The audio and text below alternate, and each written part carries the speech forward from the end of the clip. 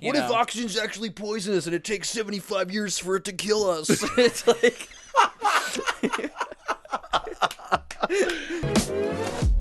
Hey everybody, and welcome to the Martial Mind Podcast. We are three training brothers of Shaolin Kung Fu, seeing how Kung Fu and martial arts interact with our lives, relationships, and everything else in between. I am Ryan, and I am here with Ed and John, and today we're going to be talking about victim mentality, and also getting into Lunar New Year, Lion Dance, and also some horrible videos that we're going to watch. Yeah. Let's get into it. Yeah. Woo! What's cool is Sigong's daughter actually made a page just for Lion Dance to showcase some of the Lion Dance stuff that she has done. So before we show you the videos, John's not on the team yet.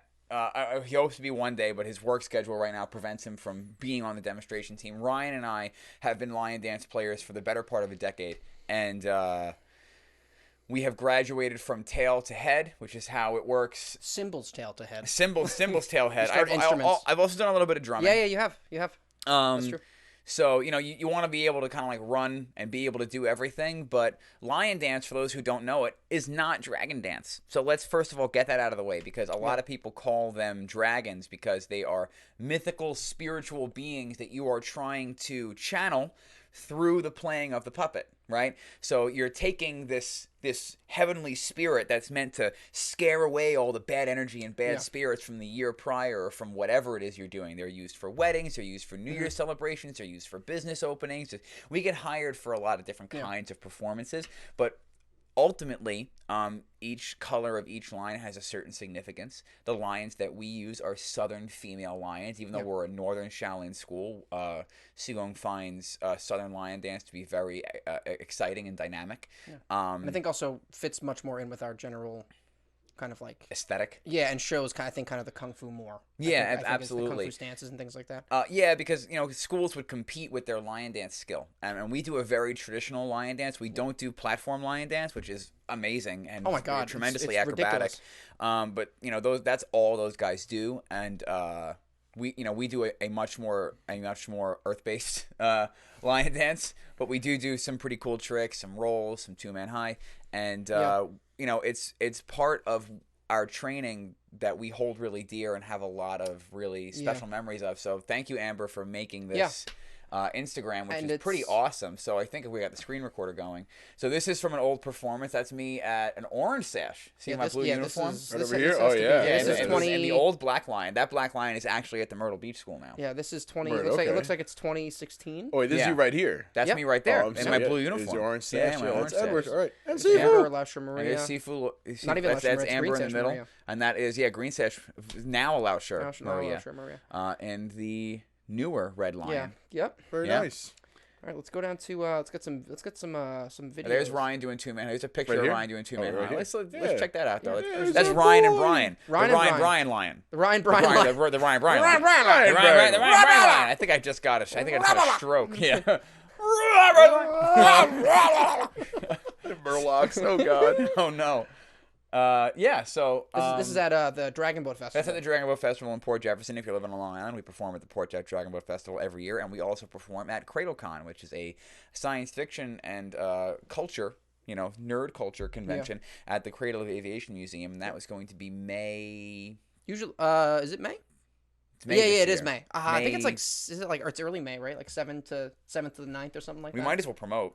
Dude, talk about it. Whatever they're doing at the Cradle of Aviation is really cool. There was a couple of beer festivals like years and years ago at the Cradle of Aviation, which this place is a museum with aircraft, and there's aircraft hanging from the ceiling and Saturday and Sunday, May 20th and 21st. There you go. Yeah. It is very cool. Yeah, and so just being there years ago, that was my first time I was at the Cradle of Aviation. There was a beer fest. There was we bought this ridiculous craft bacon, which is kind of the idea. Kind of like Gordo's craft bacon. Kinda, but not But as now good. you can get a $20 sandwich that's too small. That too. Ooh, Yeah.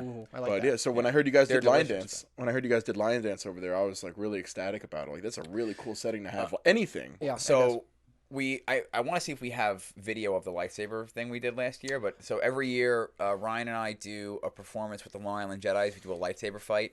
We do some fight choreo, do a lightsaber fight, and we do a lion dance performance, and we do a martial arts demonstration. So it's a really fun time, very sweaty fun time. Yeah, it is. But so let's go See what else down we and let's got. pull up some video. So here?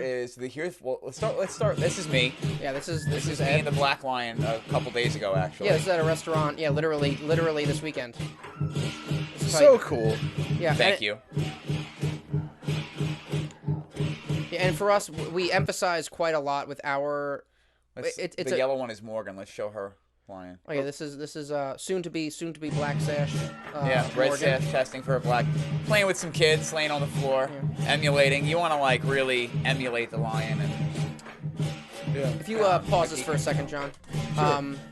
So the biggest thing that's cool with this is, line dance can definitely be a bit of a throwaway in the sense of how people do it. Where at our school, it is something that is really harped upon as upholding tradition and honestly helping to kind of steward and help keep traditional Chinese culture alive in certain areas.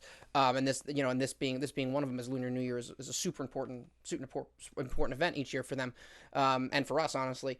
But with line dance, it really is its own art in and of itself. It's very easy to get caught up in people just playing with the head as opposed to really working on emphasizing footwork and stance work and actually having there be a direct visual and action-based like bridge between what we do in Kung Fu and what we do in line dance, as it is kind of one and the same. But even on top of that too, actually, it is acting and performing in a way where you are really, as you said, emulating the energy of the animal. And what's cool too is everyone has their own energy that they bring to it. Like, I'm very playful puppy.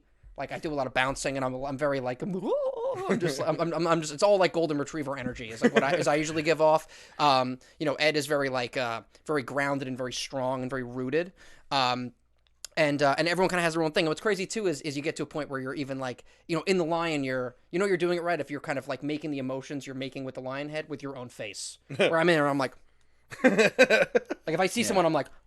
And it's very cool, and it's cool. You get to interact with kids and families and everyone who comes out to see the show, and it's a really good time. And the whole cultural significance of it, again, that's kind of Gong always talks about, and what you were alluding to is the for kind of it being so illustrious and so big, and it's so kind of the loud cymbals and the gong and everything is to. Yeah, can we blow up that picture with my brother? Is to help kind of ring in the new year by helping to cleanse all the kind of bad stagnant energy that could be in a space or kind of just around. So it's really just helping to clean the slate for the new year and kind of bringing in prosperity. And depending on how we'll show here also, we can show the lettuce and the longer bouts as well. We'll run through all the videos. Yeah. They're all pretty short.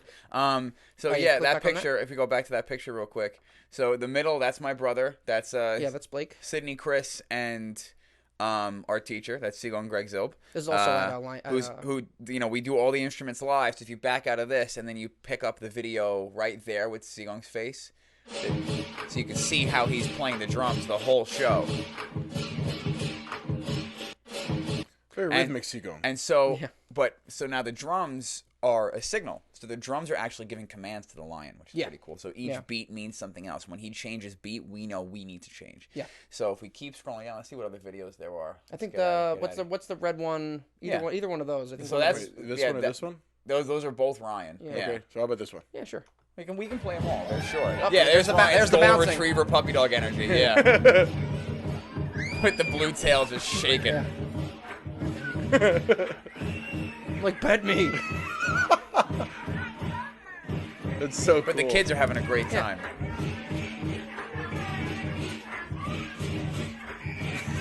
That kid is literally about to explode. It's like, I mean, bouncy is the word, man. Total puppy energy. It's a spectacle. Those kids were having a blast. One kid like scratching yourself and stuff. Yeah, but that's your foot. That's what I mean. It's so immersive. Like the lion's wearing New Balances. Why is the lion wearing dad shoes? Did the lion just take its kids to soccer practice? If you back out of back out of this video, and then I hope it's not too loud. And then also as a quick thing too, it's not just again the performances themselves, but also depending on what type of cultural event we're at, or also depending on how traditional of a lion dance we're doing, because we do ones that are more at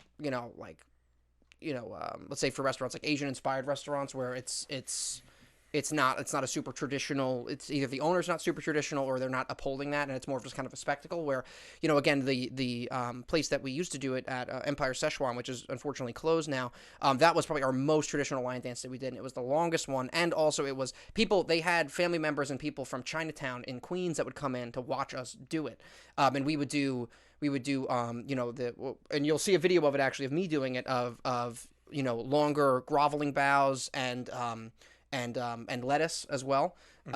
We would also do, which we don't have video of, but we would also do oranges and open the oranges up. Sigung would walk the lion. I think I know the video. Scroll up a little bit. Sigung would walk the lion into the kitchen and like bless the kitchen as well. It was crazy. Oh, this is Chut Sing. This is another blessing.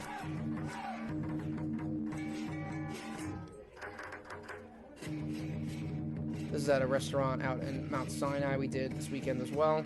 I'm in the red lion. Ed is in the black lion. Yeah, so basically we pick a lion for the season. Kind of is how it works. There's little Shane in the blue one. You want to play that video? Yeah, this is a Sigung's son. Sigung's son Shane. Oh, this is fast forwarded. She sped up the video. Yeah. But it's a really cool fun time, Yeah. and also as people on the demo team, Ed and I've been. And then here, that video on the bottom corner is actually short bows. Oh. Yeah, this is how we start.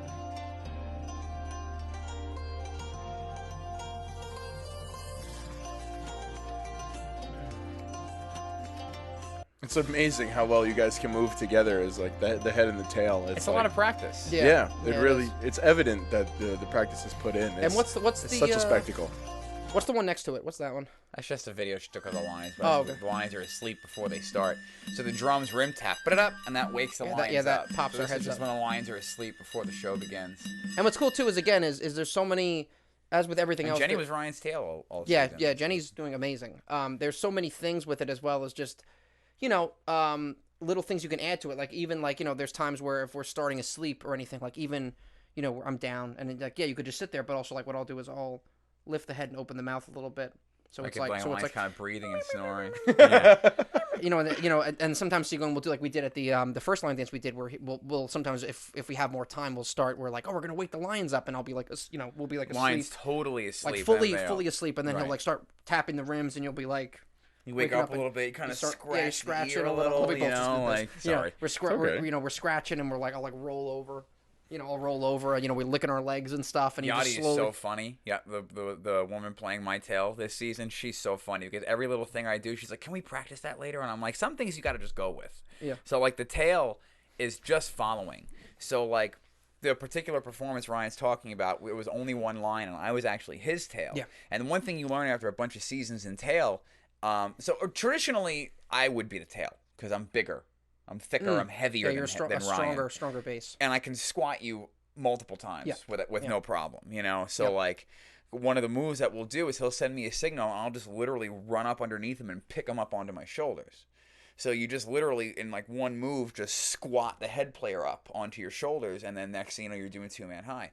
So or traditional two-man high where the person sits in horse stance and you climb up and stand on their shoulders. Yeah. So I'm a good base for that, but because of my experience, I play head. Not that I'm complaining about playing head. I love playing head. I love doing lion And Morgan dance. does that with Sigung. They do two-man high, which will stand on his shoulders and he'll That's hold true her two-man ankles. high. The one that we're talking about is actually called big mouth.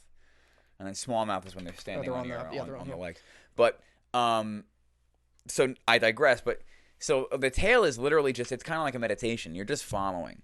You want to simulate the breathing of the animal in the ribs. You want to shake the tail and make the back end of the lion look alive. Yeah. You want Just to as copy the important. stance work of the person in front of you, so it really teaches you how to track and how to follow, which actually is going to correlate to your fighting. If you really think about it. It's all kung fu. Your it's all back has fighting. to be strong, and like if Ryan is plopping down on the floor, I got to get down there with him. Yeah. Because otherwise the lion's gonna look like it's got a broken spine. Man, right? poor Jenny. Because like for me, it's like if I see a kid and I'll like go over and he's on the floor, it's all like jump and then just like immediately sit in like a cross like position. So Jenny's just like, just being. But she really is. Tail is not easy, and playing lion dance is not easy, and she's doing really really good. It's one of the signs of a good tail player is that you don't feel them as a head because they're not pulling. Because if they're not in sync with you and you go and they're delayed, then there's tugging, and then the lion head will pull back, But she's doing really, really good. Really, really good. But That's yeah, this is, excellent. and us as line dance players and being on the demo team, we also just look forward to this time every year because it's like there's so much energy in that like week and a half, and we're like, when we were kind of like fully going, especially before the pandemic, we a lot of times we'd have like three, three in a night, 5 or 6 a weekend, and we'd be like going from Bayshore to West Babylon to Mount Sinai. You guys don't know where any of these places are, but they're far apart, and town to town to town to town, one to the other, yeah, just one to the other, and it's and we're in the cars, we're shooting the shit, we're laughing, we're listening to music, like it's a really great time. And COVID really killed the lion dance business in a lot of restaurants that we went to. So we're just starting to get back to that. Like we used to have like 30-40 shows in a season, and this year I think we have like 20 and change. Well, no, I think it's usually I think at full tilt we were at like 20 to 23. I think Zigon was saying. I think now we're only at like maybe 15. I think something like that. I think. But especially in the past, it used to be like way busier. Way more. Yeah, way more. But also like some restaurants, also because of COVID, I think 2 restaurants closed. Empire Szechuan closed and Crystal Garden. Crystal Garden closed. That was before COVID. No, Szechuan. Oh yeah. Crystal Garden was during the pandemic. Would you guys say that Empire Szechuan was your favorite place to perform, or was there any kind of? It was super traditional. Everybody always dug it. It was a lot. I mean, it wasn't always the greatest. Like just because it's your favorite place to perform doesn't mean you can do the most there. Like there was no room for rolls. There was no room for like lots of tricks. It was very cramped quarters, but the people are what make it fun. Yeah, you felt like a celebrity going there. Yeah, and like even as a tail player, I would act. So like if like I was a lot of times I was Sifu Raffi's tail a lot of the time when I was the tail player, and I would just sit on people. Oh yeah. Or like next to people. Yeah. I would just park my ass in a booth and I'm just like twerking basically. And you're just like kind of like shaking a little bit, and the person's like pretending because they forget that there's people in there. Yeah, and that's the idea. You just resort to like being 12. Yeah, and that's the idea. Cool. You just sit on people. There was one time. So sometimes we'll do again like Ryan was saying, like non-traditional dances, and this woman was hammered. She was inebriated. She was hammered. And she goes, "Is it a boy or a girl lion?" And literally just reaches up underneath and gets just a handful of Ed. Just a handful of Ed. Assault. And I just literally switch kicked her. I was just like, boom. Oh shit. Yeah. Just frying pan. Not like hard, but like also don't grope me. You know what I mean? Grabbing people by the testes is not a outside or inside idea. the line. It's like it's like, do you know that you're not in the line, right? Like we can see you doing that. Yeah, there's a person. There's a person. Yeah, like I'm a human being in here also. So, please don't grope the lions. Yep.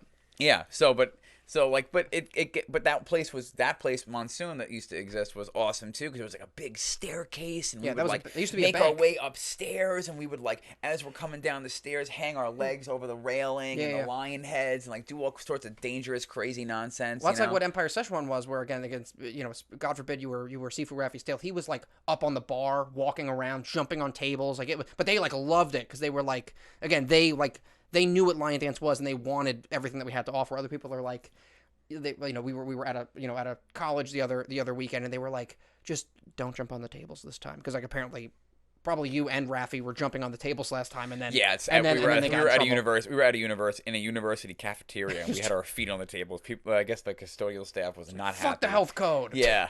Like, oh, by the way, we can get fined for this. What's that one video of Mo right there in the middle? Oh, the yellow one. Yep. Yeah, so Morgan, I've been working with Morgan since she's 9, and now she's 18. She's getting ready to test for her black sash. Yeah, she started in. And this is her first season playing head out of the school. Yep. Yeah, and she's doing amazing. She started in the kids' class. This is all slow-mo. There's not a lot there, but it's just a cool little video. She started in the. Go up a little bit, John. Yeah, she was in the kids' class. Oh, there's 2 men high right there. Right here. That's what it looks like. Three lions, 2 men high, or three lions doing big mouth. I know she sped it up. It looks a little goofy, but it's funny. I think she turned the blue up too, because the blue line looks really blue. John, what's the video at the end of this column right here? This. Oh, it's me eating some Lisi. Yeah, that's the thing too. Is the restaurant will give out Lisi, which are basically I guess another sign of good luck and good fortune. And there's a different, depending on what Lisi you get, there's different usually symbols on them and characters on them for different events. Mm-hmm. But they have ones for Chinese New Year, and usually people will either fill them with money or things and then feed them to the lions. Cool. Also getting people from that culture excited that they'll run up to you and like. Even like when we were at the college, is a very heavy Asian and Chinese population there, and they would run up and like want to touch you. Like, it's for Chinese New Year, I have to.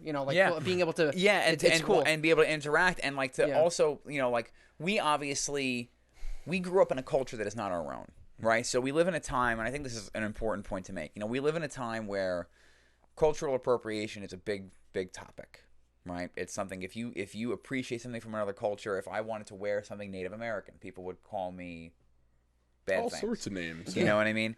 None of them would be your name. But here we are in this culture where you have lots of people of different cultures wearing gis, wearing Chinese uniforms, speaking in different languages, because it's out of respect and adoration for the culture from which our art comes. Right. Right? So to be able to be as pasty white as we are, and to be able to be in a room full of people from China. I mean, don't get me wrong. There is a lot of talk too, you know, like they call us names sometimes. Yeah, we can get into Sometimes that they too. call us a lot of names before we go on, and then their opinions change after we are done. Yep. Other times things happen where, like, you know, like it's, oh, that was really great, even though, Yeah. you know, even though you're white, it was still good. Yeah, And it's like, I get it, you know, I get it. It's your culture, I understand, but like at the same time, like what I do love about being able to be a lion dance player is, in some ways more so than performing your martial arts and fighting, it shows people your respect for their culture, and it brings us all together regardless of skin color. And Yeah. I think Yeah, it that does. is a really beautiful thing about It it. actually does. Because, you know, it doesn't matter. You know, not many people on our team are Asian. No. Shane's part Asian. Yeah. Amber and Rafi are you know, part Korean. Mm-hmm. But again, like, we're white as white can be. Yeah. You know, we have some African American people on the team. We have Hispanic people on the team. Yeah. But none of us are Chinese, you know? But here we are, you know, portraying this thing hired by people from China who prefer us. We get hired by the Stony Brook Historical Society to represent China at multicultural events. I think that says enough. You know, I know. It's so in the divisive times that we live in, it's things like this that give me a glimmer of hope. Yeah, I agree. So all that being said about lion dance and about upholding tradition and doing things the right way, you know, the same has been done by our Sifu for Kung Fu and for Qigong. Like, everything is super duper traditional. There is none of the more wushu-y acrobatic Kung Fu. Wushu and woo-woo. And woo-woo. Yeah, there's no And woo-woo. that's the other thing about Qigong. You know, like, I see a lot of people in, like, the more woo-woo spiritual community just say they're doing Qigong. They just they know a couple of stances, they know a couple of techniques, they might understand a bit of the channels and points. It's information you can Google, and what do we all know about Sifu Google? Is Sifu Google makes people feel empowered when they very shouldn't be. good. And it's like, you know, like, I tell people I do Qigong, and they're like, oh, it's great, I'll do yoga. And it's like, yoga's good too, but it all comes from somewhere. Yoga and Qigong are not mutually exclusive. Just because you do one doesn't mean you shouldn't do the other, and just because you do the other doesn't mean that you're exempt from doing one. Right. I think they're both important. in our own training sessions, we incorporate yoga into our stretching. We don't go into full on like hour-long hot yoga sessions, but like No, but we have I've a taken- vinyasa. Yeah, it's all related. Yeah. I've taken yoga classes. I there's hot yoga places around that I like. I'm looking for a 6 a.m. class because that's the only time I can make. I would love to do like yoga or hot yoga once a week. Like, absolutely, I think it's a great thing for you. But at the same time, in the same vein, I just, you know, for full disclosure, at the time of recording this, we are in the process of editing episode 33, right? And so I was just rewatching episode 33 yesterday, so it's fresh in my brain. And in that, I express how we cannot accept forms or meditations or lessons from other people because our teacher has given us all so much information. It would be a disservice to all the work he's put into us to learn new things. So this is why I don't take up yoga as a practice. But if I spend an hour or two doing it, doesn't mean I'm taking it up as a practice, as a study, right? And if somebody gives me a form, I owe it to them to study it. But yoga, for me personally, I'm not saying this is how it is, but for me personally, is something I can pick up and put right back down. You know what I mean? It's just a thing. Well, it's also based off of your priorities and kind of you. Like I probably do the same as you. Is I would view yoga as a supplementary exercise, Just like supplementary- weightlifting. right? Yeah, You I know? like because for us that's kind of where we would have to compartmentalize it. Like, You it's know what I mean? important, but I'm not a power lifter. You know what I mean? It's like I love doing squats, but I'm not only doing squats. You know? Right. So for full disclosure, at the time of recording this particular episode, we are in the process of editing episode 33, which you've probably already seen, hopefully. And so it's fresh in my mind, right? And in that, I talk about how we can't really take forms. I literally looked at you and your mic just went, eh. There's a like poltergeist. fell an inch. Just tighten that shit up real quick. But yeah, so the other one, that one. There you go. Yep. That one. Yep. Okay, got it. Yeah. Ooh. All right.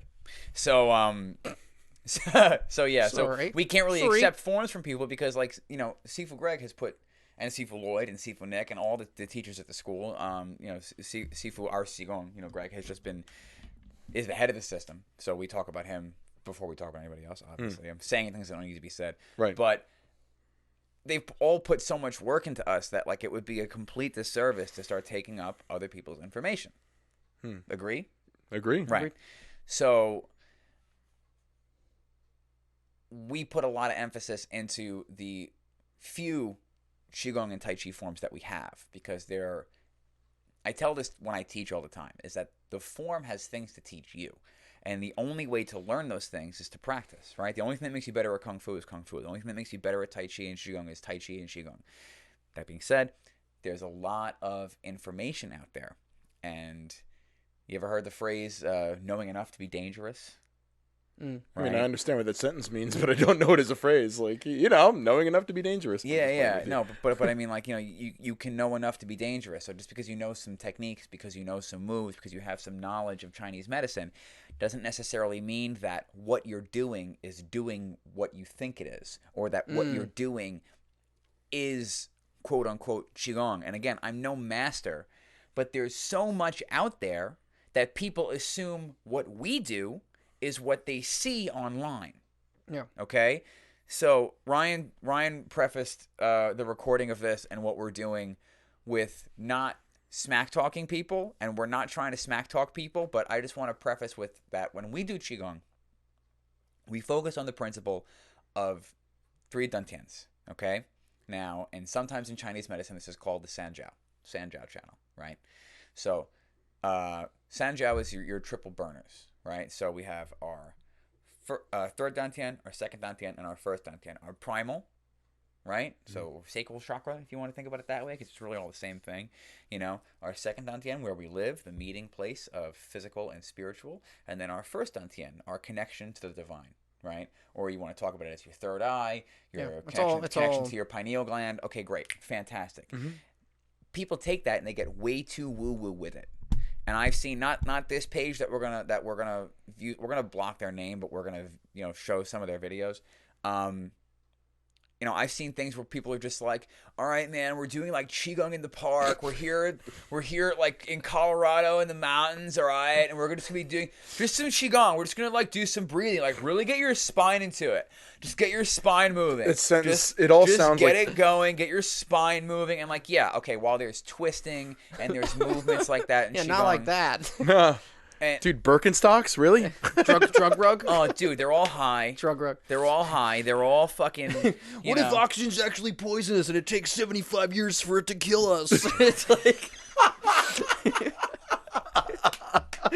Oh man, the drug rug sentence. Yeah, dude, seriously, dude, it's fucking bad. It's just really bad. I mean, there's a lot of specificity in what we do. You know, so right. it's like even to the point where like we're like here in a form and so you don't come and be like, oh yeah, yep, like really fixing where you are. That's the thing with Tai Chi. It's the subtleties. But then again, even that gets taken too far because I've had people be like, your fingertips are here, not here. What do you mean? Can you zoom in on this? Your fingertips are here and not here? Like really? Like fucking relax, guy. You know, like and then they think they have healing hands. Like I'm a massage therapist. I've said this before. You know, like I have healing hands. I'm doing my Reiki and my Qigong, and I'm a Reiki master and a Qigong master and a this master and a that master. And it's like, how long have you been doing it? It's like 3 years. It's like, shut the fuck up. You're not a master of anything. Yeah, you're not a master I said this of to the anything, beginners yesterday. The only time you master anything is after you pass away, because that's when you're done learning, right? So you've never mastered anything. Yeah. You're not a master. Stop calling yourself that. Right. Getting off my soapbox. So there are some things about Qigong that I love, and then there's other things that make me want to vomit a little bit. And you gonna say something, John? I was gonna say that like all this is so it's really like almost like intoxicating. Like that, the idea of like being in a Tai Chi class feels great. Like going through a form, going through a movie meditation really is like such a positive feeling. It can really turn your day around. I experience a lot of really good, like a lot of benefits from practicing Tai Chi and Qigong, but it's easy to get carried away with, like, I've heard people like after a class say like, oh, like I imagine my chi being like hearts and like some rainbows. Like, well, what about yours? Like, does your chi have a color? And I'm like, no, I'm just I picture that golden orb, and I just go through the motions and I breathe. Visualizing certain colors is supposed to have a bit of an effect, and then if you believe in Ayurvedic practices, then also colors have to do with certain chakras and stuff like that. I practice Chinese medicine. That's what my focus is. So I don't really do any of the Ayurvedic stuff. I'm not a chakra person. People are like, you're ignoring your chakras. And it's like, okay, well, a chakra is a spinning wheel of energy within your body, right? And a dantian, which even some schools teach is only one dantian. There's just dantian. That's it. And they eliminated the others. So I think we've said this on the show before, but you have to realize that TCM is not traditional. It's called traditional Chinese medicine, but it's not traditional. It was created in 1953, 2 or 3. And what it was, when Mao Zedong first took over, he was trying to, because this is what, and shout out to all the fucking socialists out there. This is what socialism and communism do. They eradicate who you are. They eradicate your culture. They eradicate everything about what makes you. No, you. Everything is gray. Yeah, no, seriously. Bad apartment buildings. Beige and gray. That's all you fucking get, right? So he was murdering acupuncturists. He was murdering. This is why I brought up the Boxer Rebellion in '33, because it's like, it's the eradication of culture. Yeah. To suit another purpose, and and now in this case, when communism took over, to brainwash people, right? But then he realized that the people were starting to fight back. Like there's only so much that you can do if all your people are just going to say, "I'd rather die," then you have to merge it. And he also realized he can maybe do something with it and profit, right?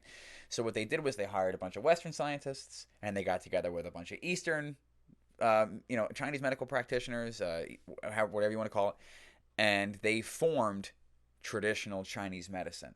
So they took the principles of Chinese medicine and they applied them to modern diagnostic techniques. Treat the symptom, not the problem, right? Symptom-based diagnostics and testing, right? Or even, I can't say that I know enough about Chinese medicine to be a diagnostician, but we did learn a little bit about pulse diagnosis and tongue diagnosis in massage school. I wouldn't say it was enough of an education to walk out into the field and say you're comfortable doing it, because you just kind of got forced through. I didn't really appreciate that part of the schooling. Question for you: Do you think is there because I wonder if they go into the, I guess and I'm also curious of the history of what was before that merging in the sense of traditional Chinese or of medicine on the Chinese side, but also I'm assuming there was also benefit in the sense of combining the two to make it be more absolutely, but at the same time you have the detriment of other factors that we know through our practice that exist, right? Like the mental side of things and that. So like there's a lot of acupuncturists out there that are very, very sterile almost, that don't have that meditative practice behind it, that don't really believe that qi is something that you can feel and experience and also manipulate with practice. Their right? office is just a cold room with like humming fluorescent lights. It's like, are you No, ready to get absolutely. relaxed? And I'm like, No, absolutely. Needle. You ever had? don't have low iron. Have you ever experienced it? no. Needles, heat lamp. They leave for 20 minutes, come back, take the needles out, send you on your way. That's it. You're just in like the middle of like a busy Arby's. Right. Meanwhile, that sentence doesn't make sense because no Arby's is busy. Meanwhile, another Ryan. Who's keeping them in business? Another Ryan was the acupuncturist and massage therapist who worked on my knee and worked on me to help me after my surgery. And he was doing qigong while he was working the needles, and I could feel the difference. Call it woo-woo, call me crazy, I don't care. I could feel the difference. I could feel what he was doing. And it actually worked. And I've never had acupuncture since that was as effective as what he did. You know what? Ever. You know what's crazy Sorry too? for all the people who are listening to this who've worked on me. So two points I want to make quick, just to get back to John's point quick, and then I want to say something about what you just said. No. So See you guys next episode. Next time on the Martial Mind Podcast. just crying. So to your point, John, and this could also, you'll probably also experience this with more practice and time in, is that like what you spoke about with the visualization can definitely get as with all this stuff, get out of hand. It can get goofy, Where people yeah. are like, but visualization in general is a very good practice for qigong, especially a lot of times, just really any form of qigong, especially like we'll do it a lot with like standing posture meditation. Like a lot of times, like if I'm here and we're holding at the second dantian, I'll imagine like golden, like golden, the golden orb, like this, or like a golden pool swirling, and I'll imagine that, or like holding. He said, like imagine you're holding weight, like you're holding a barrel and things like that. A lot of and it times helps in books guide. they'll have a ball. They'll like say hold a beach ball. So there's so to your point, it can in excess get where it becomes too much about that and less of the actual physical practice. And I think that's what's great about what we do is like, again, like kind of what we're going to get into. It's, you can tell, especially if you're trained to a certain degree, where stuff is kind of a little bit thin, because it's like with us, it is a lot about like technique and footwork and rooting and body placement and all of that combined with flexibility, dexterity, strength, fluidity, body transition, understanding your body, and also understanding the martial principles that go along with that, along with the mental and the more spiritual, esoteric parts of it. So it has to all be together. It's not just like drug rug Colorado guy who's like, hey guys, it's just kind of all up here. It's like, no, then you're not getting all that you can out of the art. It's not just that. And it'll have the presence of it. But here's the thing. It takes a long time. It's just like we talk about with Kung Fu. Yeah. There's a lot of bad Kung Fu out there, and Kung Fu gets a bad rap because it's fucking hard. Yeah, justifiably so. A lot of the time it gets a bad rap. Yeah, it's fucking hard. It's really hard. It's not easy. It takes years and years and years of dedication and practice to really hone all these skills at once. It's like we talked about, like we you want to be a professional fighter, you want to learn how to throw a couple strikes and do some wrestling and be super tough and get in there and have a 5 or 6 year career and then be stuttering by the time you're 32. Go ahead. That's not going to take you very long. That's doable. Takes a lot of work, takes a lot of dedication, and a whole shitload of sacrifice that a lot of people, including us, were not willing to make. I get that. But if you want to be a martial artist with longevity who has relevance, skill, health, and the knowledge, the intelligence, the book learning side of it too, to be able to continually grow with all of that into your 30s, 40s, 50s, 60s, to every year be a little bit better. Yeah. That's a lifetime. It's a different kind of like Sims career path. It's like, yes, there definitely are people that can be longer time practitioners. And, one in the MMA. I mean, Bill Superfoot Wallace is in his 90s and he's still teaching kicks. Right. So you have people in the MMA or in the MMA realm that you can be teaching longer and have that longevity, but on top of that though, then you have on the other hand, I'm just gonna cue something for later. And you'll see it especially too. That longevity is probably in the most relevant scenario in a lot of like BJJ communities where you'll have people, since there is no real traumatic head contact. People will be going.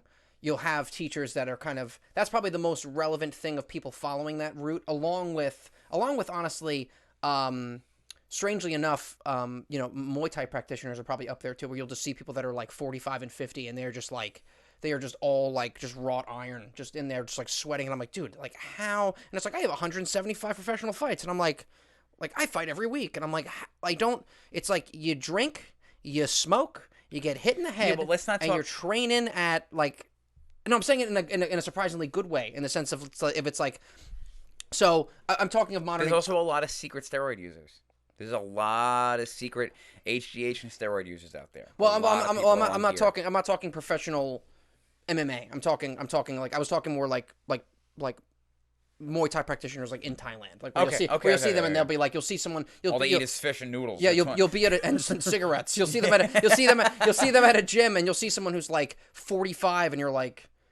And that's what I mean. He's like, I've had 200 fights. And I'm like, how are you standing? And they're just like, it's whatever. It's part of the culture. And I'm like, what? Like, there's hard Qigong, you know what I mean? So I was saying basically like, modern examples of kind of what we're talking about is probably, jiu-jitsu practitioners who, again, since probably the lack of head trauma, there is more longevity there where you can have people, again, a lot of the Gracies can be in their, 40s, 50s, 60s, 70s, and probably even older. But again, that comes with different variables of, you're not going to get head trauma, but also then like the chances of your knee exploding is much higher, or you fucking up your shoulder. So there's more bodily injuries that can come with that. But yeah, it is definitely a different life path, or a different kind of, it comes with different things, kind of like what you're talking about with kind of just the career, not just a career martial artist, but a lifetime martial artist, I think is a better way to put it. So yeah. Because then you can keep growing and increasing your knowledge. But now, so here's the thing, and I will preface this because these all have like a thing where it talks about the different emotions that you can release, and this is what I'm talking about. It becomes about this whole hippie woo-woo. We're gonna do a cacao ceremony, and we're gonna do some qigong, and we're gonna release cacao. all our stress, they're doing mushrooms, all our stress and all our worry and all our John anxiety. just looks like he doesn't right? know English. So John's every channel is associated with an organ, and each channel has a yin and yang pair, okay? And each yin and yang pair has different associations, right? There's the whole 5-element chart. They have associations with a particular element. They have associations with a particular emotion, with certain tissues, and the list goes on, so on and so forth. Again, I'm not an acupuncturist. I'm not a doctor of Chinese medicine. I don't know it all, right? But so let's say lung and large intestine, right? So we'll talk about just the points of the hand so I can show them to you. Lung and large intestine. This is the yin channel. This is the yang channel. Yin on the inside. That's what we have to protect. That's why we fight like this. Yang on the outside, right? So the lungs are yin. Large intestine is yang. These are responsible for grief, and they control the skin. Things like that. You know what I mean? The middle finger is the pericardium. And it's like, you know what I mean? The pericardium is the muscular covering of the heart. It protects the heart from the lungs and from everything else happening around it. It's a shield for the heart. But in ancient Chinese medicine, they believed it was its own organ and that it has its own thing. So you actually have two separate fire channels. You have emperor fire and prime minister fire. And emperor fire is the heart, small intestine. Prime minister fire is pericardium and sanjiao, right? So the pericardium and the triple burner. And so fire is associated with joy, right? But being overjoyed or too happy is like a problem, you know? So like if you have too much fire, you have one of those people that's like, all right, great, you know? Like Tom Cruise. Yeah, exactly. But you're I would love, you know? But they're sticking your pericardium up at somebody, right? So, but that being said, stomach and spleen, those are responsible for worry and anxiety, you know what I mean? So like, if you're sick to your stomach, you're worried, sick, stuff like that. Like these all come from somewhere, you know? The liver is responsible for, liver gallbladder pair is responsible for anger. So, you get angry drunks. If you talk about this, the circadian rhythm chart, the liver, I think, is like, I can't remember off the top of my head. I'm going to get ripped apart in the comments for this, but like 2 or 3 o'clock in the morning or something like that, I think is the liver. So when does the worst things happen to you? Around 2 or 3 o'clock in the morning. That's when you're out at the bar, and like that's when shit takes a turn. Witching hour. You're either going home or you're staying out till refusing 7. to go home. Yeah, exactly. I'm going back in. I'm with another one. Lock the door. But again, so just because you're in a quasi-horse stance and you're doing some techniques and your hands look like you're in a tiger position does not make this. Oh, God. Tiger Qigong. Dude, it's just the pants and even even just the movement of his spine, you're throwing your dantians out of alignment. Yeah, and there's movements in there that are present in Qigong forms. Is a powerful way to He's in a horse stance. When you numb your emotions, they sink deeper but just into the your moving body, of the targeting spine is specific just so off. By stretching and compressing the lung organ and channel, you help to clear old, stagnant emotions. Follow for more self-care practices. Yeah, we want It's to watch time this to let again go with of your audio. sadness and grief. In Chinese And medicine, stretching and emotions are the compressing cause the of lung internal channel. I disease, get and the lungs point turn of what on you're doing. sadness and grief. This I is get the it. time And there to are flow times where we toxins will blood through your lung flex and decompress in that way, but it's the... Yeah, this is some shit. I mean, it's not even that it's shit. It's that it sets the wrong tone. You know what I mean? I mean, some shit is in like, look at this shit. Like, look at it. It sets the like even just this fucking hat right here. Like this sets the wrong tone. Like what are you doing? You want to talk about cultural appropriation? You know what I mean? This one really got me. What are we looking at here? This is interpretive dance. So this is what I'm talking about. So now they're doing deer qigong. So she's pretending to be a deer and doing deer qigong. Oh, okay. Wait a minute.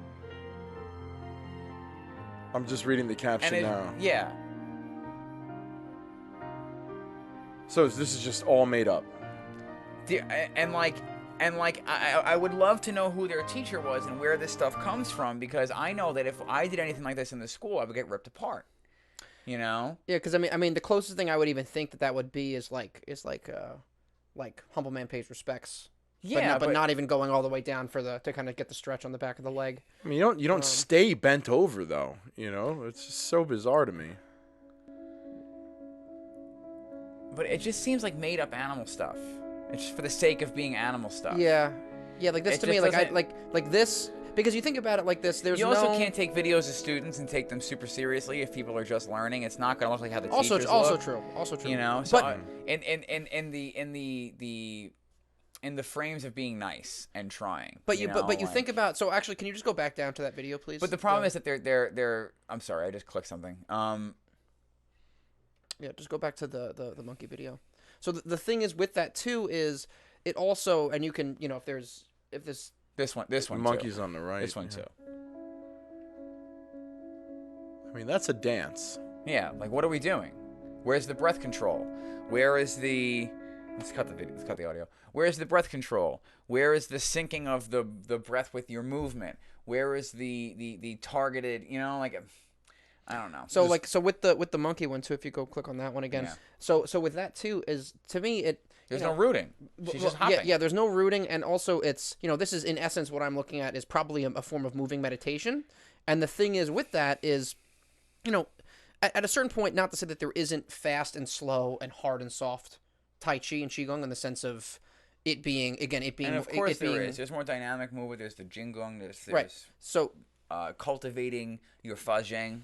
So with that, it's, but even when we do moving meditation, there's one of the points of the meditation is to again, kind of actually funny that they're doing monkey, is to keep the monkey mind busy, to keep you, it's an easier intro form of Tai Chi and Qigong and moving into sitting meditation, because it gives your mind, keeps your mind occupied to be able to then kind of get lost in the movement, and then you can do it. But even this, I'm sorry. Here, just hold on one second. Yeah. So then on top of that though, with this too, that there's no, if you're moving that fast, it's kind of this weird gray area of Tai Chi and Kung Fu, where yeah, you are when you're doing Kung Fu, you are also simultaneously doing breath control and hard movement. But this is kind of the worst of both worlds, where you're not doing any sort of rooting, you're not linking up your breath with your movement, and there's also you're not getting any of the slow mindfulness body mind connection that you get from doing the slow deliberate movements of a moving meditation, where you lift your leg up and you're really feeling your balance, and you're really feeling your foot press into the floor, and you're really feeling your weight shift. Where like with this, you're just hopping around, so you're not doing either. Doing crane hands. That's not even a monkey hand. Yeah, That's a loose crane. Yeah, fingers together is, And monkey is. But as a body worker, I'm sorry to cut you off. This gets me fired up, right? So as a body worker and as a martial artist, a Qigong practitioner, a student, you know, a permanent student, you know, I'm only 11 years in, not even 11 years yet. Like, it's a drop in the bucket. I don't really know anything. But what I do know is that it's really easy to say the monkey strolls from 5-animal Qigong that we are learning during our current live training in Vietnam. It promotes mobility in the upper body, targets the fascia in the neck, which has a connection all the way into the fascia of the eyes, improving the vision. Does it? Really? Does it really? But it's really easy to say that. And also the thing is too is like, listen, And people buy that. Like Tai Chi and yoga, and also just like general modern mobility work. Like, you can understand how that's increasing your mobility. Like, to say, like, literally they're just like, it's hard to say, because it's like, yes, like during neck mobility and stuff, increasing neck mobility is a lot of times is done through doing that. But it's like to just be hopping around doing this, and to be like, oh, your mobility is increasing. It's like, I feel like we're really grasping at straws here. It's like you're hopping around on a lawn. Like, you're not really. That's what I'm saying. It's like people buy this stuff and they go for it. You know, that's like when you see fat sifus. When you see people who can't see their fucking toes and they get out there and they do a form, and it might be fast, and it's the fastest thing they've done in 25 years. Yeah. But then if you slow it down, it's Yeah, and you know, and there's no literally watched a form today. Watched a form. I won't say anything about the post because it was. I don't want to shit talk, but it's like there's no martial application. It's just. Yeah, I saw a couple of those And it's recently. like, what the fuck are you doing? Okay, great. You're in a horse stance. You're in a forward stance. You're in a quasi stance. Your back is off. Everything is off. And a lot of times, it's really what one thing Zigong always says is to look for with the forms is the stance work, the footwork, and the transition. He's like, because you can always be like, oh, the hands look cool, but if you're trained, Zigong always says, it's like he's like, what I'm looking at their feet. I'm looking at what their lower half is doing. Same here. And like this guy's talking about, this guy's supposed to be their founder, and he's talking about, I'm more about the inner alchemy practice of Qigong. And to me, I'm sorry, I don't mean to shit talk, but that just makes you a charlatan. Like, you're either doing it or you're not. Because you can take a little bit of information, and you can take all these like super attractive, in shape, flexible people and teach them some killer looking stances and have a couple tens get out there and do some crazy movement and some crazy stances and use it as clickbait. And you put them all in these skimpy outfits and you have them do all this stuff in their skimpy outfits. And some of the moves are going to be right. Some of the moves are going to be good. They're not going to get it wrong. A wrong clock is still right twice a day. A broken clock is still right twice a day. You know what I mean? Right. So like, some of the stuff is going to be right in a way, like we have movements kind of similar to what she's doing in the Yang style form, and you could call it Qigong. And this is at least a little bit closer in the sense of like she's opening up her hip and opening up her foot to actually be able to transition and move her weight forward. Right. Which is at least better, and there is kind of that. You do kind of see that, right? The movement, the movement kind of through breath of her expanding and contracting and moving. So that's at least in principle. There's more Tai Chi principle there, at least. But right. So I'm not saying it's all wrong. I'm saying there's definitely something to it. It's the methodology that they're kind of moving behind is. But even this, like not everybody teaches the toes down all the time like we do. You could call that something. It's great mobility in the hips. It's great. She's slapping the gallbladder channel to wake up the gallbladder channel. Deer flaps its legs. So, and again, there's lots of different schools. There's lots of different martial arts out there. There's lots of different schools in China that go outside. I thought you didn't want to talk shit, Ryan.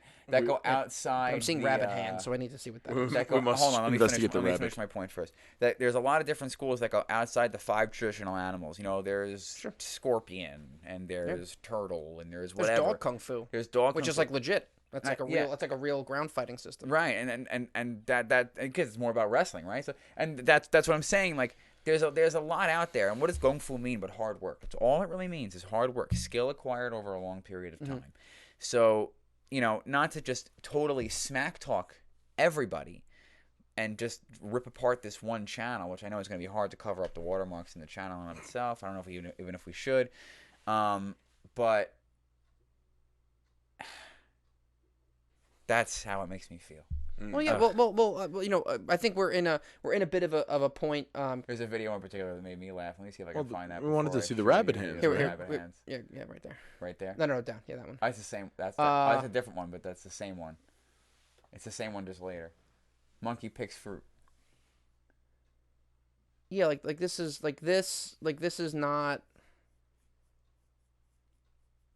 It's not real. It's. This is again, ringing no bells. Monkey's looking. Is she eating something? Oh, she's pretending to eat. She's pretending to be a monkey eating and chewing something. Yeah, there's just listen, this is really not. And it's all this woman in yoga clothes. It's just this woman over and over again in yoga clothes, leaving nothing to the imagination so that you click on it. I mean, and here's where the whole idea of the weight transfer starts to go. Because she's graceful, she's got control of her body and her movements, but the back and not to rip apart every single movement. Again, we don't know everything. We don't know every single thing about Qigong. John's only just getting started. We're only just getting started. It's just we I think bring up stuff like this more in the sense that with our backgrounds, I think there's a lot more to at times push back against in a healthy way in the Kung Fu and traditional martial arts community, as opposed to again. Brazilian Jiu-Jitsu or like Muay Thai or things like that, because because we know nothing about that. Well, no, but I just mean in general, it's a much more a lot of times, not to say that there's not bad BJJ schools and teachers out there, but it's a much more streamlined, regimented. There's experimentation, there's growth all the time, but it's a much more kind of laid out kind of culture where with this it's kind of the Wild West where people can kind of just do whatever they want. People can come in with snake oil, and not saying this is snake oil, but you know what I mean in general. Where Yeah, but even snake oil stuff might can have get stuff some can get medicinal past. properties. You know what I mean? Like the essential oil craze. You know. Well, I mean, snake oil metaphorically is garbage, and I mean Right. it is important for us, more so you guys with a greater level of expertise than me personally. But I think it's important to highlight bullshit. I think it's important to say like, hey, that's not right. Like that doesn't really represent what we do, and I don't think that's valid. And Yeah. I don't think imitating a monkey eating fruit without any kind of rooting or without any kind of like movements that Right, ring like, what is qigong this? bells. I don't think that's valid. And I think it's perfectly fair to say, listen, from our level of experience, this doesn't even look like Tai Chi. No, like I said, it has the We're just giving the devil its due in the sense of seeing what positives there are there for it, at least from our standpoint of knowledge. But it's like play in the backyard. it's like buying a masala packet from Stop and Shop and saying that you made Indian food. You know what I mean? Yeah, I It's mean, like you're getting it's something. it's something, but it's not the same thing. It's not real and raw. Like for instance, like our teacher will select students and tell people like, I don't think you're for this school. Meanwhile, these people are like, calm down, go to teacher training, teach our stuff. And it's like, so really Get a what's it all certificate. about? It's all about money. It's Right. all about making money. It's about taking your money, because I'm sure you're going to go there. You're going to buy a plane ticket. You're going to go to Vietnam. You're going to have this like crazy experience. You're going to meet all these amazing, wonderful people. You're gonna have such a great time. I rode a sedated elephant. This elephant's on drugs. Like, Kill me. Yeah, day is it? and like testimonials and all this kind of stuff, you know? But I feel like this just looks like playing in the backyard, and you know what? Just there's benefits to playing in the backyard, like Right. going outside, And getting maybe fresh once we're- air, yeah, and maybe- interacting with people is good for you. But this isn't. You're not doing what we're doing. There aren't Tai Chi benefits to this Right. playing in the backyard. You know what I mean? And any movement, any breath work, any physical activity is going to make you feel good. Yeah. Yeah, and have True. benefits. Yeah. And have benefits. Yeah. Go play catch. It'll feel just as good as this. Not necessarily. I mean, there's a lot of breath work involved. There's a lot of stance work involved. But I don't it's- think that's being represented with these people. Is what I'm saying. Yeah. It's a mix. It's a mix. For sure. This is a real technique. This is single whip, and the snake crawls through the grass. Her hand's in the wrong position, but, you know, it's also a still frame from what I'm sure is a much longer session, you know? Yeah. And But granted, it just seems a lot like put on fancy Asian looking or sexy clothes and take pictures of me doing stuff so that I can look the part. It's you just, know? yeah, it's a lot of people looking for that internal connection and experience. Where I think where we come from, that is a Yeah, that is a big part of what we do. But again, it's a lot more of the Ryan. it's a lot more of the oh, the Can we attempted just- cloud Can we hands. just talk about fucking The fastest Lil clouds in the West. Little Dicky back here doing cloud hands. Oh, he's really an attempt was made, guys. Yeah, it's just like this just is Daniel Badcliffe. Everybody's back there. do- It's everybody- just like But it's like, oh, Daniel this Badcliffe. is what I'm talking about. I completely missed that joke, and that's hilarious. Daniel Badcliffe. But, like, this is what I'm talking about. Like, oh, it's free-flowing. It's free-form. It's, Free-flowing. it's the intrinsic Ayurvedic, like, just spiritual part of Qigong. You just, like, express your Qigong. Do your Qigongs. We're going to do our 8 Qigongs, and afterwards we're going to have some barbecue Qigongs and some sour cream and onion Qigongs. And then we're going to have French onion Every Qigongs time you and talk salt like and that, vinegar Qigongs. every second you talk like that is just like one day back from you showering. Dude, I'm You're just just like- I can't get over. Well, what I fucking hate is Daniel that Badcliffe. I look like the best representation of that You do. guy. You 'Cause do. I have the long hair and the fucking beads. You know. But it's see the issue is with this is a lot of the time is that it's people being so I mean how much different could this really be than like again us not knowing kung fu and going to the temple and trying to get in and get a certificate. You know what I mean? They don't know. They don't know. It's the pomp and circumstance of it too. And again they're what word very is that? pomp and circumstance like the I've never heard that word before. yeah, It's it's like the general like all the frills and the ceremonial kind of yeah. shit, you know, like the whole ritual. But Like- they even brought in the Mavic. They got the drone for this. Yeah. This is a big deal to pretend to do cloud hands. because again listen they're with all of this in general, what we've seen, again, there are glimmers of stuff, but like things like this, it's very easy to be like, these people bought a ticket to go to Vietnam and are like, and genuinely probably want. Yeah, but I have the mobility enough to do sun salutations and put a video of it online and tell people to join my yoga class. No, you know what I mean? I understand that, but it's they are, and these people are probably genuinely looking for that connection and that type of deeper understanding of how their bodies work and their emotions and everything. But it's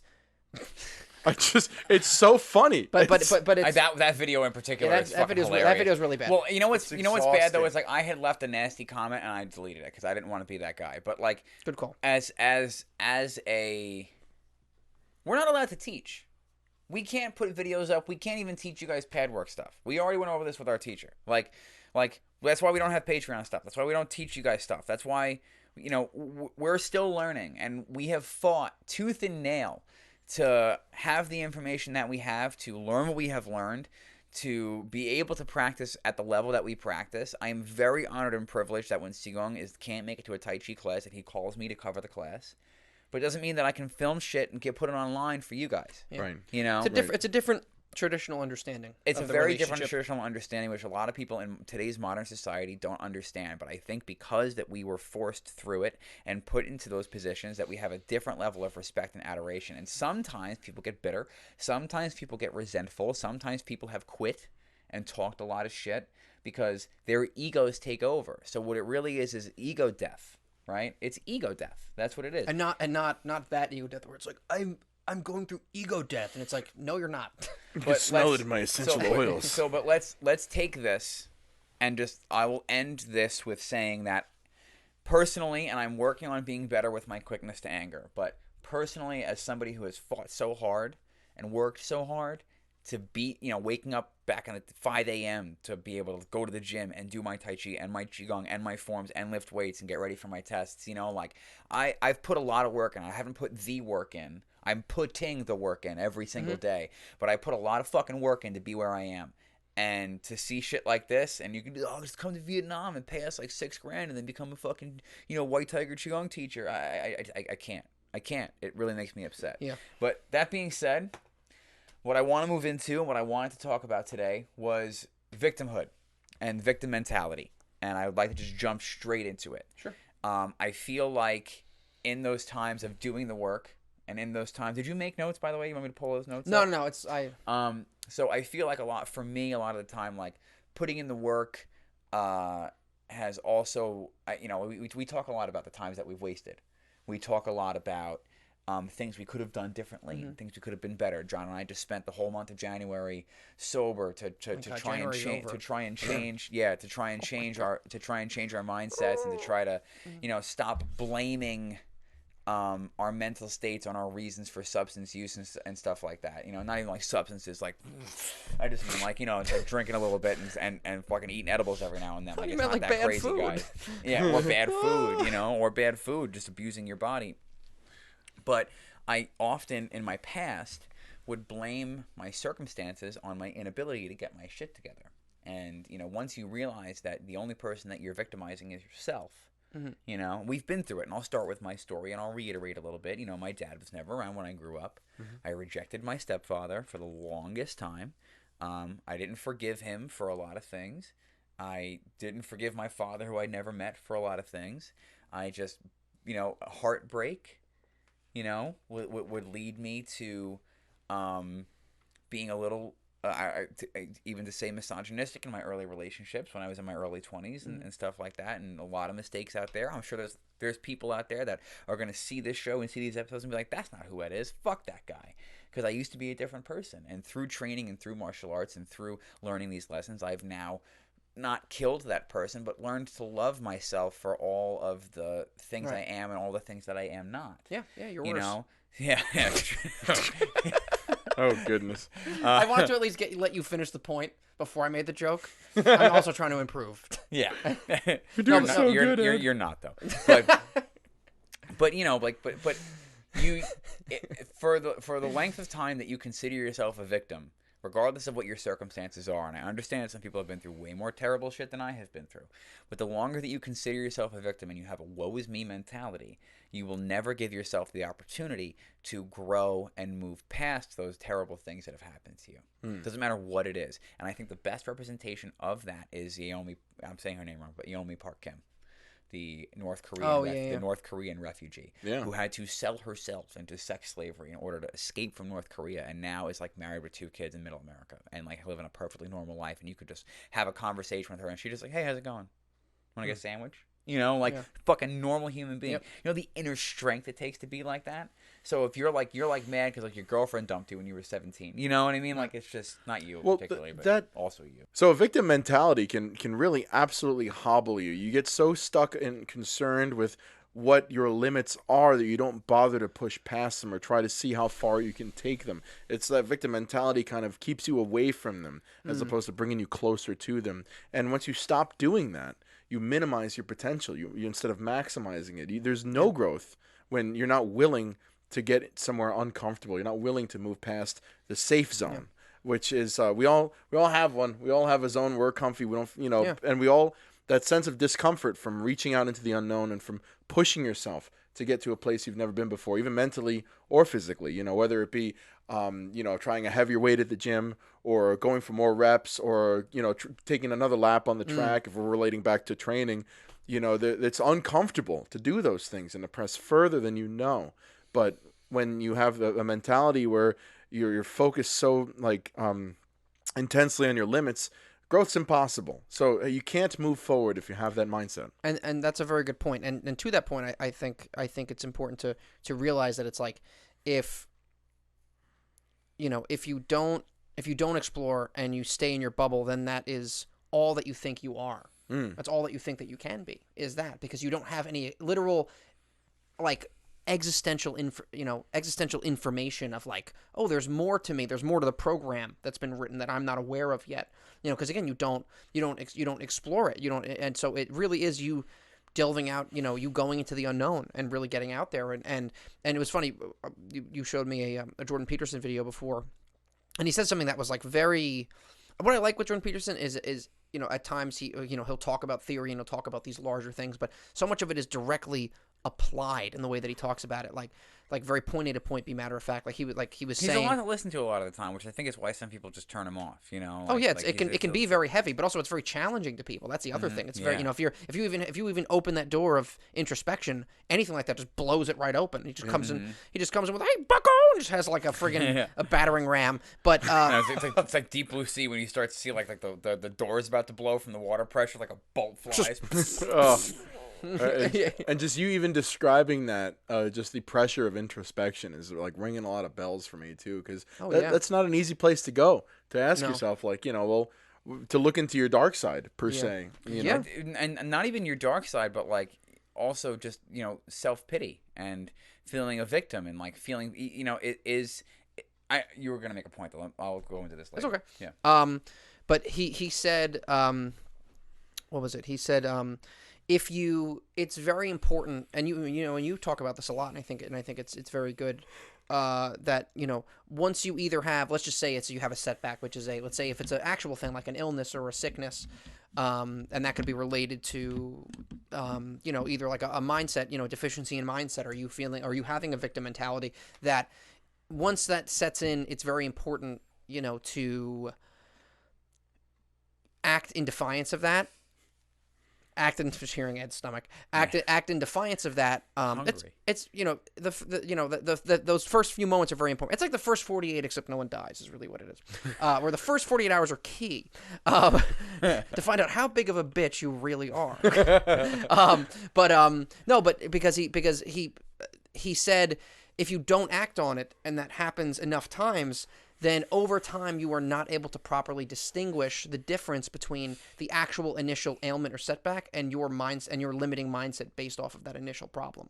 Yeah. You're not able to distinguish between them anymore. So you don't know. So that's kind of like, again, and this is very directly related to what you said the other day where we were talking about intensity, where you were saying, listen, if both your legs are broken, don't work out that day. Just wait. But outside of that, if you're feeling a little sore or whatever, and let's say you don't have a good, because I think we have better ideas of our rest and threshold and kind of where we kind of... It came with experience, though. Exactly, and being like, oh, we have 4 workouts later this week and 2 lion dances, I'm going to not work out today. That's different than you starting to work out and you're being a little sore, and you were like, well, go to the gym and stretch and start moving, and then see how you feel. And then again, if you feel like you're gonna die, okay, well then at least you did that. And now, but even that is, John, shut the fuck up. Sorry. But he's just holding it in, just trying not to cough, just.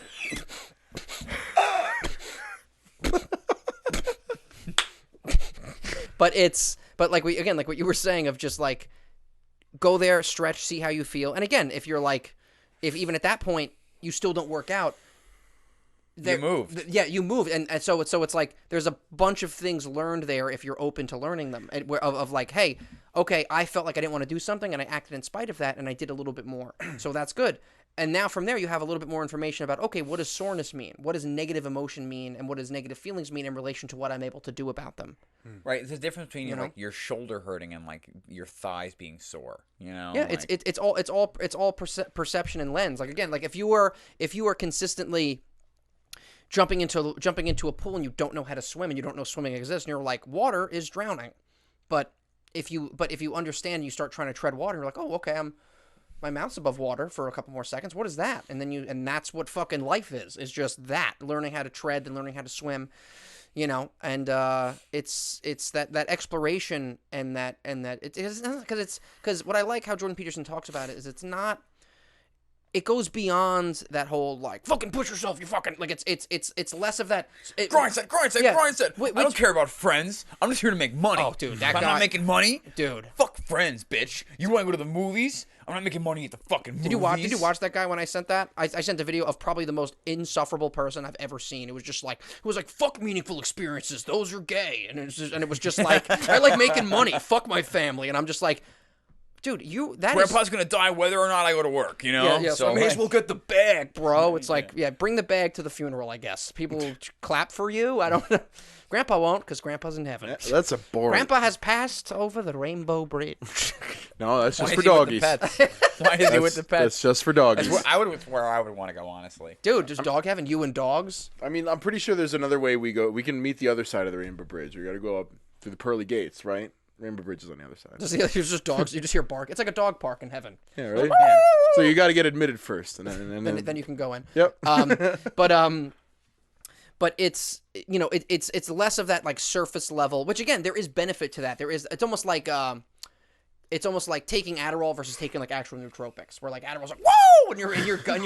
That's more if you snort it, but yeah, absolutely. but it's that like you can definitely get immediate motivation, like, oh, I'm gonna go to the fucking gym. But I just wrote a whole book in my head. I got a whole book in my head. We're gonna start a business, bro. We're gonna start a book about the business book business. We're in the book business. I'm in the book where there's a business. But Wait, which beer was mine? the poison specifically designed for Cusco. Cusco's poison. Cusco. You kidding me? That's handcrafted mahogany. Don't go into the hey Peter. Just keep going. Okay, sorry. Hey, Peter. I have to do it. I'm gonna do it. I know he's gonna do it. I see his face. Hey, Peter. I'm like a Civil War mortar. Just. Hey, Peter.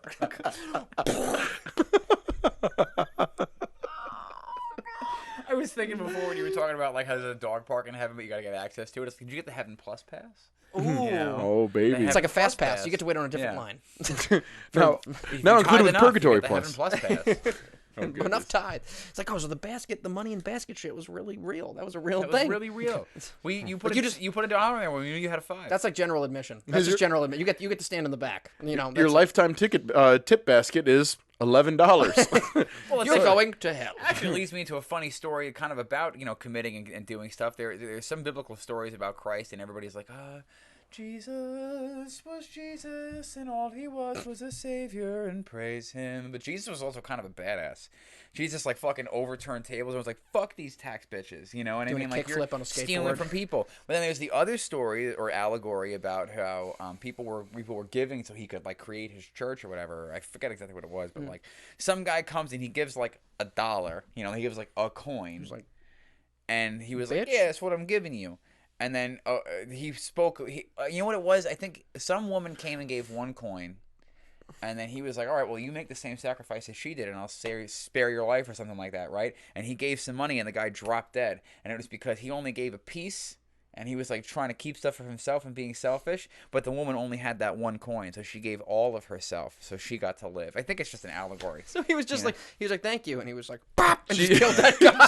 Jesus. He just goes, anybody else being He's just executing people. Stingy bitch. Yeah. Anyone else gonna be stingy today? You're gonna end up like Gene here. Gene's like Instantaneous death. Jesus just going going around. around. Jesus was definitely Italian. Oh yeah, he's just dropping hits in the middle of the street.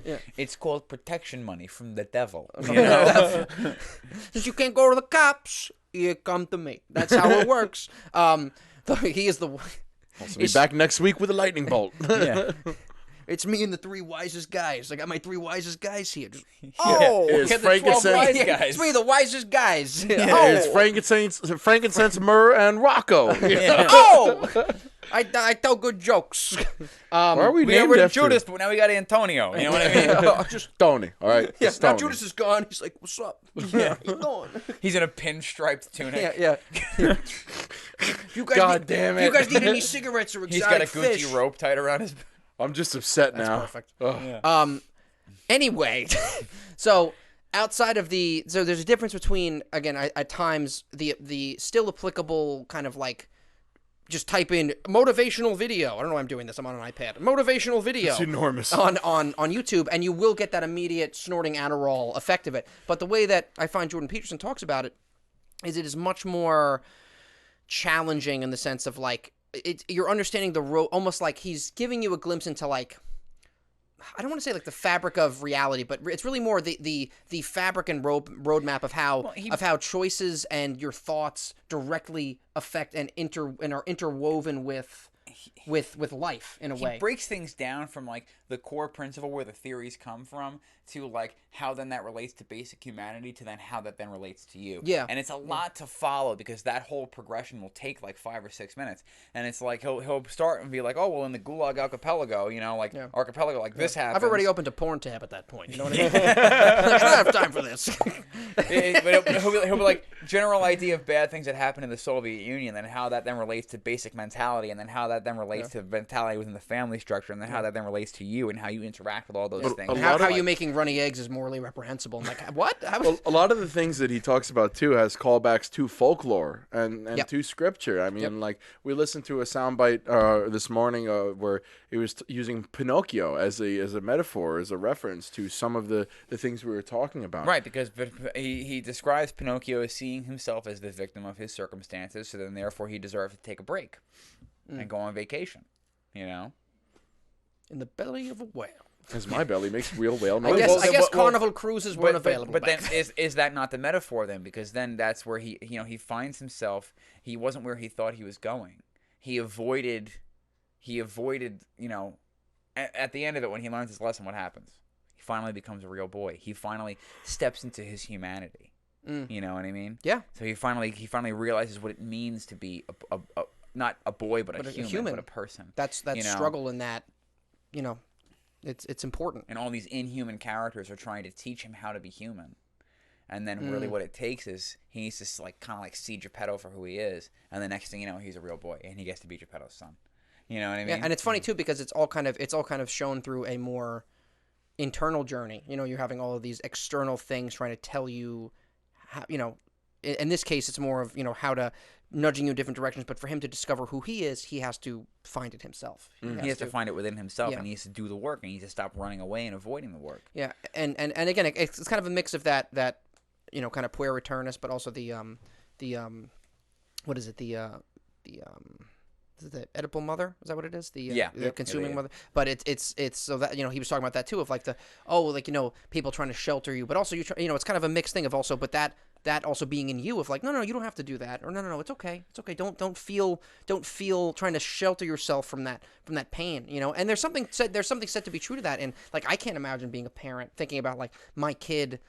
Like I think about that day of my kid enjoying something, and then like he goes to school, or he or she goes to school, and then they come back and they like don't want to do that anymore because someone made fun of them. and then you want to decapitate that kid who said that. But you can't do that. In preparing for this episode, I wanted to talk about victim mentality and breaking out of it, and I wanted to kind of solidify my ideas a little bit. So all I typed into YouTube was escaping victim mentality, and that you're playing jazz piano. It's keyboard mentality.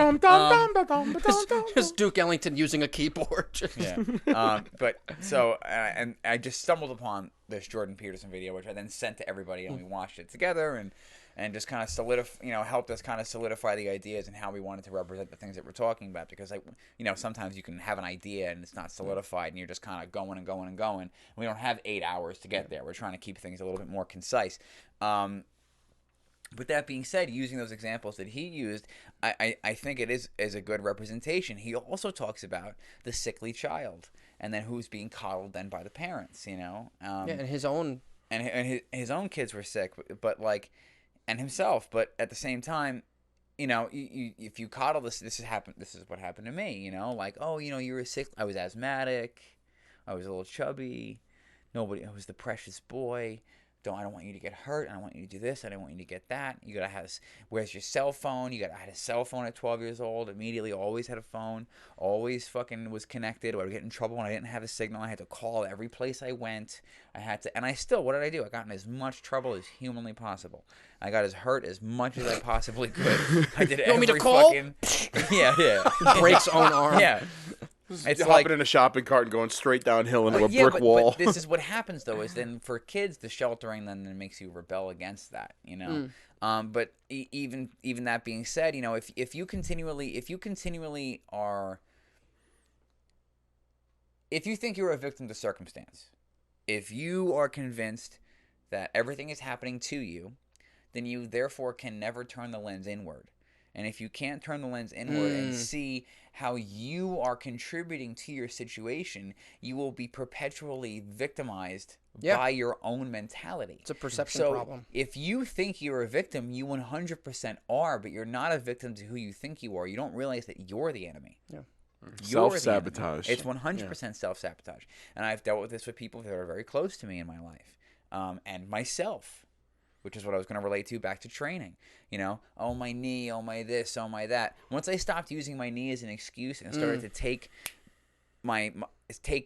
responsibility for something that was out of my control, you bitch. Something that was we were sparring. That's what happened with my knee. Him and I were sparring. But it just is what it is. Have stronger ligaments, bro. I don't know what to tell you. Well, sometimes things happen. You put me in a leg lock and my ACL went. It happens. Yes. It's a risk of training. And kind of is what it is. It is. And, for the longest time, I blamed you. I blamed Sifu for putting us through those drills, and I wasn't ready for them. I blamed everybody, except for just, being okay, well, this happened. Yeah, it just happened. I can't go and undo it. All I can do is go for surgery. Yeah. And then, thank God I was on my parents' health insurance at the time. And, oh, my God. Jesus. All I can do is go for surgery, and then after that, if you I think do the exercises to make it better. I think a good point that's kind of definitely related, but I think as an undertone of this is if you don't know who you are, you don't know where you can go. I think is a good way to put it, because it's if you don't start inward first, you can't move yourself forward, because again, you don't know. Because if you don't go inward, then you are just a victim to yourself. You're a victim to your biases. You're a victim to your traumatic experiences. Because again, I mean, even Jordan Peterson was talking about that people have, a lot of people and many adults a lot of times, parts of their brains are still in childhood, and not just in the sense of just immaturity they don't want to deal with, but also traumatic experiences, like keeping them. They're not dealing with that properly, and then they shy away from it, and then that part of your brain and that traumatic experience or that thing that isn't fixed yet perpetuates itself in your life, and you see it everywhere. And that's kind of that weird existential principle of you don't deal with something, it'll show up in dreams. If you don't deal with something, it'll resonate negatively in your life, because it's and that's why he's talking about anxiety. It's a fear and trauma response to things that your body's trying to get you to deal with something. It's hey, what is this thing that's happening? So it wants you to deal with it. And if you don't, it will just kind of be this undercurrent in your life.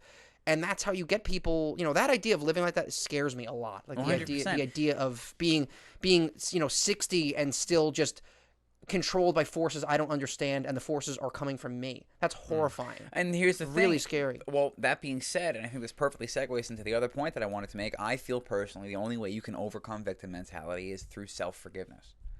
And I think it might not make sense, but let me explain, right? So if you are, obviously, if something terrible has happened to you, then something terrible has happened to you, and that's some kind of trauma that you have to deal with on your own. Yeah. But like, if other ways to work through that. if you're victimizing yourself, and if you are just playing this, oh, everything's happening to me, and the world is happening to me, and then you start to turn that lens inward, and you realize that you've been holding you back this whole time, then you like overcome with guilt and that negative self-talk, and like, what did I do wrong? And oh my God, I'm a terrible person. I'm a piece of shit, and I'm this, and I'm that, and da-da-da-da.